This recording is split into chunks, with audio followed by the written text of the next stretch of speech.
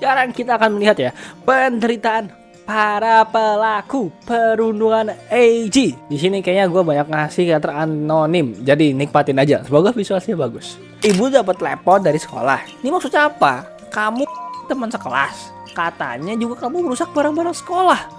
Udah cepet buka pintunya, minimal jelasin apa yang terjadi nih. Kata gurumu kamu mungkin dikeluarkan dari sekolah loh. Mendengar kata-kata itu, pikiran beliau nih kacau. Sampai SMP, ia dikenal sebagai murid teladan. Nilainya bagus, jago main bola, anak kebanggaan lah. Yang seimbang dalam akademik dan olahraga. Tapi sekarang, ia cuma ikutin arus. FOMO sama klubnya sampai detik terakhir dan berakhir menjadi pendosa. Sampai hampir dihukum pun ia nggak benar-benar merasa takut berbuat salah. Ia benar-benar percaya bahwa AG adalah penjahat. Dan mereka berhak melakukan apa aja. Ia merasa seperti pahlawan, tapi sejak dipanggil oleh Takayagi Sensei, kenyataan itu meruntuh. Tadinya dia pikir selama anak-anak klub sepakat untuk mengutip semuanya, pasti aman. Mampus! Gak gitu bu, sabar bu, gak gitu. Ia sebenarnya ingin bilang bahwa ia itu ditipu. Tapi wajah Eiji pada saat ia melakukan selalu membayanginya. Seolah-olah dia berkata, saya nggak akan pernah memaafkan kalian loh. Supaya salah Kondo dan Yuki, kalau aja mereka nggak nipu kita, semuanya ini nggak akan terjadi. Aku bisa lulus SMA dengan normal. Aku nih nggak akan mengalami penderitaan kayak gini. Udah buka, penting buka. Ibu ini nggak akan tahu apa-apa kalau kamu nggak ngomong. Ini semua salah mereka. Mereka menghancurkan hidup gua. Diam bu, diam, dasar nenek sialan. Tanpa sadar, ia membentak ibunya dan membuka pintu dengan keras. Ibu yang menempel di pintunya terdorong jatuh ke lantai. Wajahnya terlihat begitu sedih. Ia nggak pernah melihat ibunya sekacau ini. Ia sadar, ia telah melampaui batas. Kenapa nak? Kenapa? Ibunya menatapnya dengan mata berkaca-kaca. Ia nggak bisa mengatakan apapun dan langsung menutup pintunya kembali, lalu menguncinya. Dari luar terdengar suara tangisan yang pecah. Rasa bersalah dirinya semakin menjadi-jadi.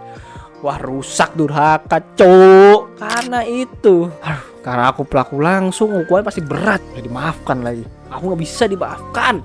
Kondo dia gak Kondo aja. Dia gak bisa dibiarkan gitu aja. Aku pasti bakal nyeret ke neraka. Karena dulu aku begitu mengaguminya kayak dewa. Sekarang saatnya aku menjatuhkan pembalasan. Kebencianku melebihi itu Kondo. Orang kayak Kondo nih gak layak kalau bermain hidup kita sekarang. Dia gak berhak buat diampuni. Kita pindah lagi ke Ai. Setelah menjalani malam yang begitu indah dan panas. Setelah Eiji pulang, ia menyadari ada email masuk dari asistennya Kuroi. Berisi laporan kondisi sekarang. Laporannya dimulai dengan penyelidikan masa SMP ketua klub sastra Tachibana. Sebagai murid teladan, dia ini punya rekam jejak yang sangat bagus. Yang lomba karangan novel, slogan, banyak penghargaan lainnya lah. Nilainya sangat tinggi. Kalau dilihat dari sekilas nggak ada yang mencurigakan. Tapi saat ia melihat daftar teman seangkatan Tachibana yang juga masuk ke sekolah mereka, ia merasakan ada yang janggal. Kuat Tachibana seangkatan dengan Kondo dan Endo. Tapi Endo kan seangkatan dengan Eiji. Hah? Jadi Endo sempat ngulang setahun atau sempat gap year nih? Ntar dulu, kalau aku sedikit lebih lanjut pasti terungkap nih. Tapi ini aneh. Untuk mencari kebenaran, Ai pun meminta Kuroi melakukan penyelidikan hubungan sosial Tachibana, Endo, dan Domoto Yumi. Karena dari sana, ia yakin semua akan terungkap. Di sisi Endo mengerjakan tugas, menjalani malam dengan santai, mengerjakan tugas bahasa Inggris, yang memang itu adalah pelajaran yang sangat lemah bagi dirinya. Tapi karena capek, ia nyalain TV sebentar aja, dan muncul tayangan berita. Tahuan manapun yang aku buka, semuanya udah Dewan Kondo lagi. Di internet juga dirinya lagi. Namanya jadi meme dan video kocak deh. Seperti yang ia duga, ayah Kondo udah jadi bahan korban olok-olokan netizen. Nama Kondo juga udah tersebar, akun medianya jadi sasaran huru-hara. Julukan-julukan kayak anak maling uang rakyat, warga kelas atas palsu sok tahu, dan ganteng tapi nggak paham hukum bertebaran. Kini Kondo sendiri juga jadi mainan internet. Cuma kecok. Entah dari mana fakta bahwa Kondo melakukan perundungan parah juga terbongkar, membuat kebuaran itu makin meluas. Kondo bisa jatuh karena ulahnya sendiri. Dia nuduh Eiji dengan tuduhan palsu dan melemparkan Eiji ke pusaran kebencian. Sekarang giliran Kondo yang mengalami Kondo yang mengalami azabnya. Bedanya Kondo ini sampah yang gak bisa membela diri sendiri.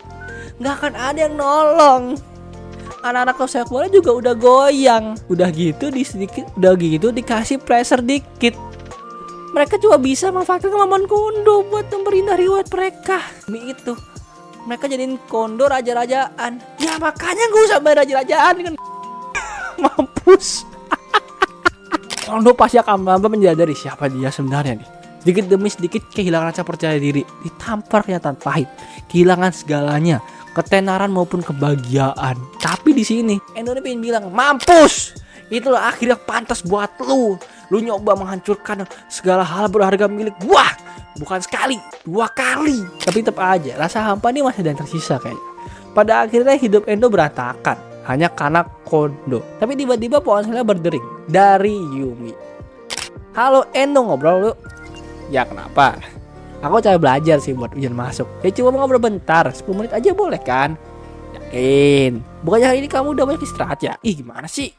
Kamu nih, masa gitu sih sama anak pejuang ujian kayak aku? Lu jahat banget deh. Tapi kalaupun aku sampai gap year dan jadi sangat sama kamu nggak apa-apa sih kayaknya. Hehe. Ingat adik-adik gak boleh ya. Kalian yang beranggapan bahwa gap year baik atau nggak naik kelas baik gak boleh. Jangan kalian. Hah? Gak apa-apa beneran. Iya kayaknya 70% bener deh. Kalau gitu lucu juga sih kalau aku yang nggak lulus ujian. Bisa juga sih. Kalau ujiannya udah selesai pasti bermusim semi jalan-jalan yuk. Tapi aku ini masih berjuang ujian loh. Gak apa-apa kok. Endo pasti bisa kan. Itu kan zaman SMP. Sekarang gimana? Endo tuh rasa malunya nih. Tapi senyumnya gak bisa ia sembunyikan karena senang dipuji Yumi. Akhirnya King Endo sudah tidak dingin. Ia bersyukur karena akhirnya ia bertemu Yumi kembali setelah dendamnya selesai. Kalau enggak pasti Endo gak bisa kayak gini sekarang. Oh iya, sebelum telepon, aku mau tes sesuatu deh. Tadi siang setelah kita berpisah, aku tuh lihat ada seorang perempuan teriak-teriak di depan stasiun. Oke, terus gimana? Ternyata itu Tachibana, teman sekelas kita waktu SMP. Ingat gak? Yang sering menang lomba nulis novel itu loh, atau resensi buku. Sebenarnya dia nggak sadar aku di sana. Dia kan harus sekolah sama kamu sekarang. Sering ngobrol nggak? Enggak, kan dia beda angkatan juga. Jadi udah nggak ngobrol-ngobrol. Jadi ya, enggak, kita kan beda angkatan juga. Jadi udah gak ngobrol sih. Seingatku dia ketua klub sastra. Bentar, kok ya Tuhan, kok bisa kepikiran sekarang ya? Tadinya kan Kondo sama Miyuki gak ada hubungan. Tapi kok sekarang bisa saling terhubung dan bakal menjalin hubungan kayak gini. Kau usah mirip sama kayak Eri. Ini juga dulu temen deketnya Tachibana. Sampai tukar-tukaran buku. Kalau gitu bisa jadi orang yang mempertemukan Kondo dan Miyuki Tachibana. God. Applause King Endo the God. Akhirnya lu menjadi mode Ayano Koji ya. Ya udah sih, aku juga penasaran aja. Tapi dia agak gelisah tadi. Jadi aku mikir aja, oh mungkin ada yang terjadi ya. Tapi udahlah, malam juga nih sekarang. Tapi ya udahlah, udah malam juga. Aku tutup ya. Selamat tidur. Ya, sampai besok. Seperti biasa, mereka berjanji untuk menelpon lagi besok. Tapi setelah teleponnya ditutup, Endo duduk dalam keheningan kamar dan berbicara. Kenapa ya setiap kali Kondo bikin masalah Tachibana lagi dan orangnya jadi dan selalu aja korbannya itu teman terdekatnya. Mungkin dendamku ini belum benar-benar berakhir nih. Tachibana ya. Oke. Di sini kita pindah ke sisi Tachibana. Tachibana pulang ke rumah dengan keadaan putus asa, memberitahu orang tuanya bahwa ia gak enak badan, lalu mengurung diri di kamar. Sudah gak ada harapan lagi, kepercayaan dirinya sudah sangat hancur. Ia kalah dari adik kelasnya Eiji Aono, kalah telak tanpa sisa. Dalam kondisi kayak gini, apa yang bisa ia lakukan? Menghubungi penerbit kah? Menyebarkan fitnah? Menghalangi Eiji secara fisik? Gak ada yang bisa ia lakukan, dan terlalu beresiko. Kalau gini terus apa gunanya? Ia menggerakkan Kondo dan klub sepak bola kemarin tanpa mengotoritasnya sendiri. Kalau gitu harus gimana nih? Teruskah ia mengakui kesalahannya? Hal pertama yang harus ia lakukan adalah mengamankan keselamatan dirinya sendiri. Bahasan terhadap Eiji bisa ia lakukan kapan aja. Bentar lagi, klub sastra pasti akan diselidiki juga. Barang-barang Eiji Aono udah mereka buang sih. Dan rencana mereka untuk menyamarkan cerita juga sudah mereka jalankan. Selama mereka solid, pasti mereka akan baik-baik aja. Dan mereka udah siap. Dia nggak tahu klub sepak bola kayak gimana ya. Jika guru datang, bilang aja gini, ruang klub udah berantakan pak, barang-barang Eiji udah hilang, dan ada surat ancaman dari anonim.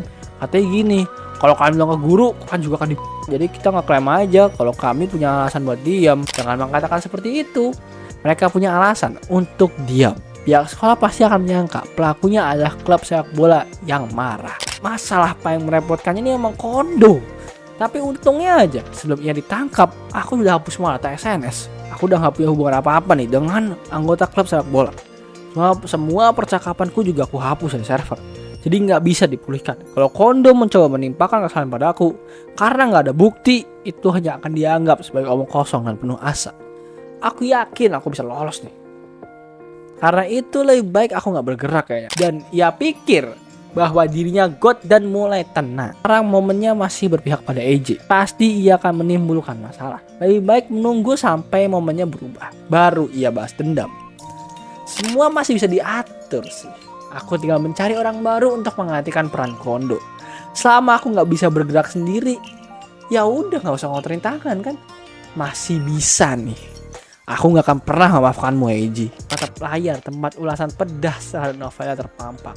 Dan kalimat balas dendam keluar dari mulutnya. Kita sambut Tachibana sebagai villain kedua. Dan di partai Awak Kondo, Sekjen Ugaki mendapatkan telepon. Halo Pak Perdana Menteri, apa semuanya udah sesuai harapan Anda? Mantap Pak, sempurna. Seperti biasa Ugaki, berkat manuvermu yang bersih dan tepat, skandal ini sepenuhnya bisa menjadi tanggung jawab dua orang itu aja. Benar-benar seperti membuang ekor cicak ya. Aku makasih banget loh. Di perombakan kabinet berikutnya, sebut aja jabatan yang kamu inginkan. Aku kasih. Tapi tolong bantu lagi di masa depan ya. Kami langsung tahu loh kemana aliran dana genap antara Kondo dan kepala cabang partai ngalir. Tapi mereka berdua bukan orang bodoh sih yang cukup nekat untuk menantang orang paling berkuasa di negeri ini. Mereka aja bisa pasrah ya, nunggu leher mereka dipotong, menyerahkan segala pada orang lain. Sungguh bodoh Anda. Pak Ugaki, soal masalah yang tadi, Katarisha pun menyela pembicaraannya dan membahas topik baru. Ya, jalankan seperti biasa ya. Dan di kantor polisi, lihat ini Domoto-san, ternyata bener ada jebakan di ponsel Kondo. Saat tim forensik menyalakan seperti biasa, sistemnya langsung menghapus riwayat pesan dari sebuah aplikasi media sosial buatan luar negeri. Sepertinya ada orang lain yang memasang sistem itu demi menyelamatkan dirinya sendiri. Oh gitu ya? Tapi kita udah punya cadangan data kan? Bener banget Pak, aman Pak, tentu aja. Bahkan karena sistem itu aktif, kita justru jadi lebih mudah menelusuri jejaknya. Ternyata Kondo itu sering bertukar pesan dengan satu orang secara intens Pak.